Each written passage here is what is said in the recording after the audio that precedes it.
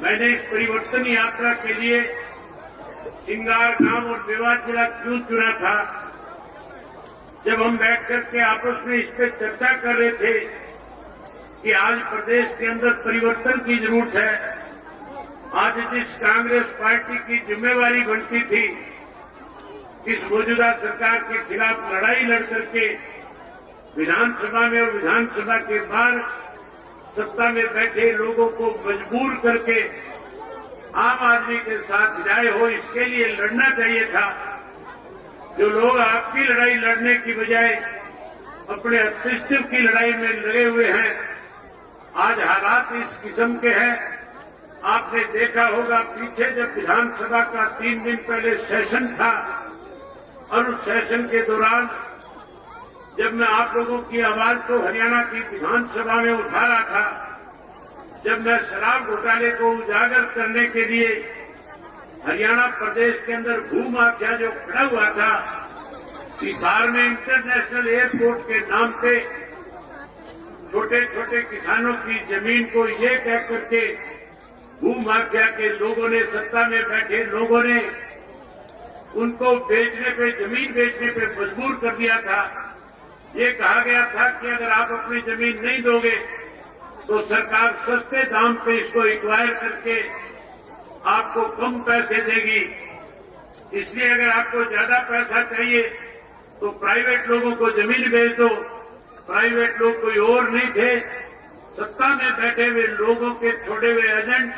उनके लिए जमीन खरीदने का काम कर रहे थे। उसके लिए वहां के जो 12-14 गांव के ग्रामीण थे, जिन ग्रामीणों का रास्ता बंद कर दिया गया था,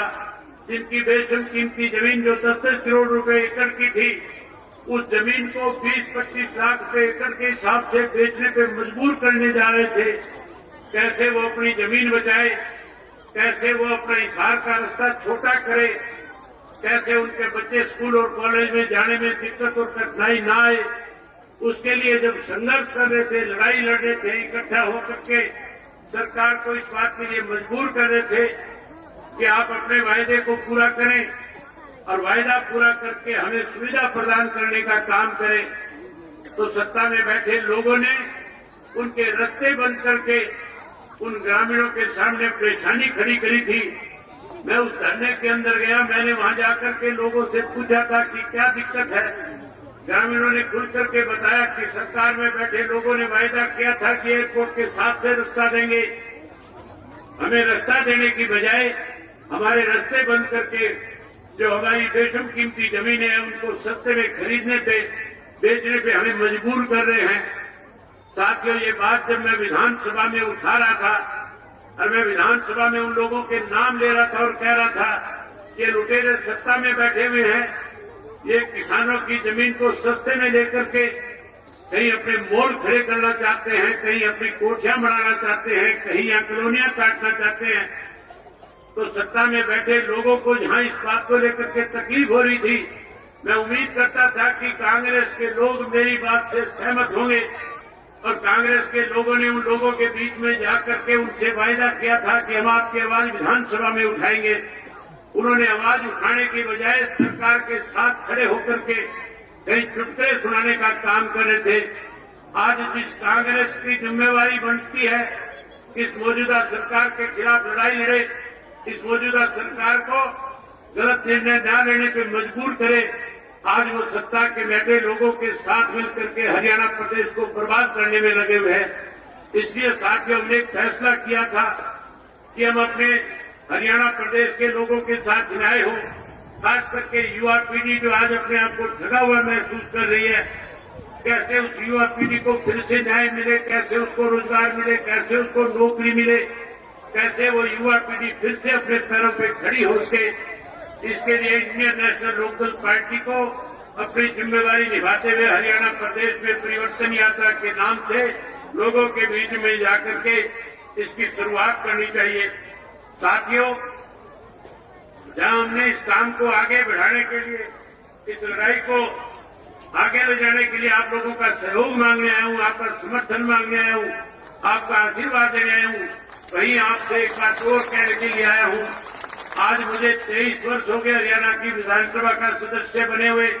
मैं सन 2000 में पहली बार विधानसभा में पहुंचा था। जब मैं विधानसभा में गया था उस वक्त चौधरी ओम प्रकाश चौटाला हरियाणा प्रदेश के मुख्यमंत्री हुआ करते थे और चौधरी ओम प्रकाश चौटाला साल में 2 दफा हरियाणा प्रदेश के हर जिले के हर गांव में जाकर के सरकार आपके द्वार कार्यक्रम के तहत लोगों को मूलभूत सुख सुविधाएं कैसे प्रदान की जाए, वहां लोगों के बीच में बैठ करके लोगों से पूछ करके वही मौके के ऊपर लोगों की जहां समस्याओं का निदान करते थे, वही ग्रामीण अंचल में बसने वाले लोगों का विकास हो सके, गांव के लोगों को ज्यादा से ज्यादा सुख सुविधा मिले। इसके लिए सरकार आपके द्वार कार्यक्रम के तहत जो डिमांड गांव के लोग किया करते थे, उस डिमांड को मौके के ऊपर उसी वक्त पूरा कर दिया जाता था। मुझे अच्छी तरह से याद है, दूर से उस वक्त में कांग्रेस का विधायक जाकिर हुसैन हुआ करता था और चौटाला साहब जब चंडीगढ़ से चलते थे उससे पहले जाकिर को फोन करके कहते थे कि जाकिर मैं नूह में आ रहा हूं, तेरे इलाके के लोगों की कोई भी समस्या है, तेरे पंचायत में किसी भी तरह की कोई मूलभूत सुविधा की कमी है, आज तुम आ जाना और वहां सारी पंचायतों को बुला लेना। जो जो दिक्कतें और कठिनाई होगी मौके पे उनको पूरा करने का काम करूंगा। उस वक्त जहां मेवात को पिछड़ा हुआ इलाका कहा जाता था, चौधरी ओम प्रकाश चौटाला जी ने मुख्यमंत्री रहते हुए अनेक दफा आपके यहाँ सरकार आपके द्वार कार्यक्रम के तहत एक गांव में आकर के जहाँ पीने के पानी की सुविधाएं प्रदान करी थी, जहाँ नहरी पानी लाकर के दिया था, जहाँ आपके गांव के विकास के लिए करोड़ों करोड़ों रुपए दिए थे, जहाँ मेवात को जहाँ पिछड़ा कहा जाता जिसमें मेवात को अग्रणीय बनाने का काम किया था।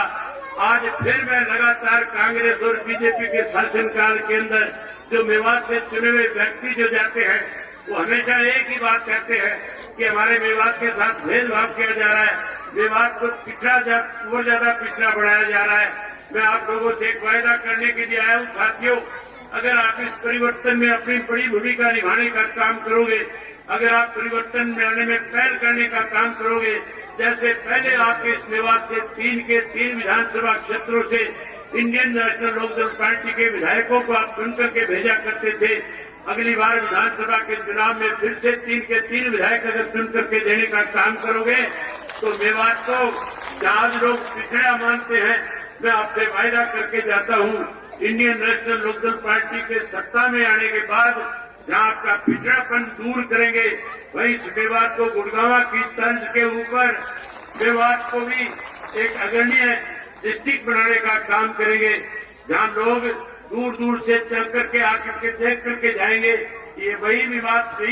मेवात है जिसे पिछड़ा कहा जाता था, जहां मेवात के अंदर अच्छे से अच्छी सुख सुविधाएं आपको प्रदान करेंगे, वहीं पढ़े लिखे नौजवान बच्चों को रोजगार देने का काम करेंगे, स्कूल और कॉलेज बनाने का काम करेंगे, यूनिवर्सिटीज और मेडिकल कॉलेज बनाने का काम करेंगे। आज तो केवल घोषणाएं की जाती है,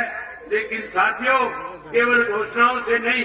बल्कि हम लोग जो वायदा आपसे करके जाएंगे उस वायदे को पूरा करने का काम करेंगे। मैं साथियों लंबा चौड़ा आपके बीच में भाषण न देने की बजाय, क्योंकि जुम्मे की नमाज का समय होने वाला है और चौधरी ओम प्रकाश चौटाला जी जो सदा आपके बीच में रहे हैं, जिनका आपका बहुत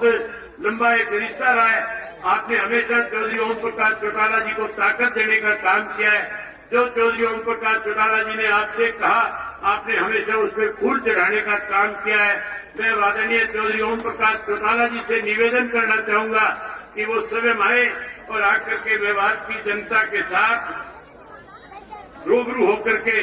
मेवात की जनता के साथ बातचीत करें और आज की परिवर्तन यात्रा में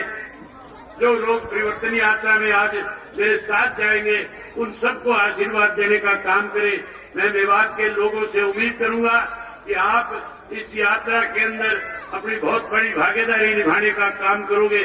जहां साथियों मेवात के लोगों को सुविधाएं देनी चाहिए थी, आज सत्ता में बैठे लोग मेवात के नौजवानों को मारने का काम करते हैं। जब आपकी आवाज को विधानसभा में उठाया जाता है तो विधानसभा का स्पीकर हमारे स्पीकर बंद करने का काम करता है। लेकिन मैं आपसे वायदा करता हूं, अगर आप लोगों ने मौका दिया, समय आया,